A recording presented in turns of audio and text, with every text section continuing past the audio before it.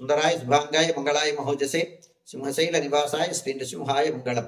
శ్రీ శ్రీ శ్రీ వరాహలక్ష్మీ నృసింహస్వామి వారి సన్నిధానంలో శ్రీ విశ్వావసునామ సంవత్సరం దక్షిణాయనం శరదృతువు ఆశ్వీజ మాసం ఆశ్వీజ శుద్ధ షష్ఠి ఆదివారం జ్యేష్ఠ నక్షత్రం సెప్టెంబర్ 28వ తారీఖు. యథావిధిగా 4 గంటల నుంచి 4:30 గంటల వరకు సుప్రభాత సేవ.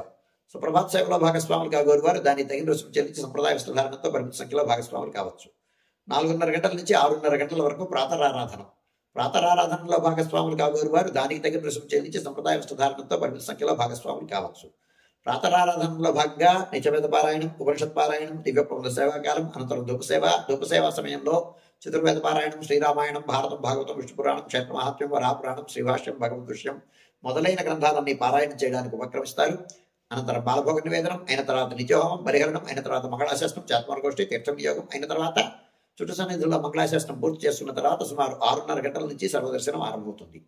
7:30 గంటలకు ఆదివార ప్రయుక్తంగా అష్టోత్తర శత స్వర్ణ పుష్పార్చనం, 8:30 గంటలకు ఆర్జిత గరుడ సేవ, 9:30 గంటలకు ఆర్జిత నిత్య కళ్యాణం ఆరంభమవుతాయి.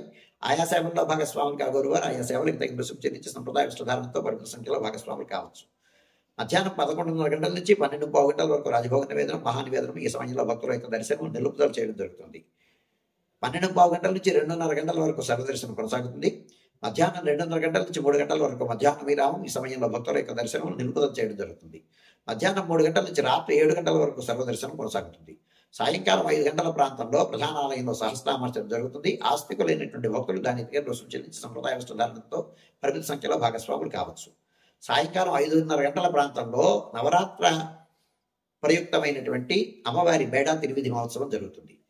రాత్రి 7 గంటల నుంచి 8:30 గంటల వరకు రాత్రి ఆరాధన జరుగుతుంది. రాత్రి ఆరాధనలో భాగస్వాములు కాగోరు వారు దానికి తగిన రుసుము చెల్లించి సంప్రదాయ వస్త్రధారణతో పరిమిత సంఖ్యలో భాగస్వాములు కావచ్చు. రాత్రి 8:30 గంటల నుంచి 9 గంటల వరకు సర్వదర్శనం కొనసాగుతుంది. 9 గంటలకు ఏకాంత సేవ కవాట వందనంతో ఈనాటి కార్యక్రమం సుసంపన్నమవుతుంది.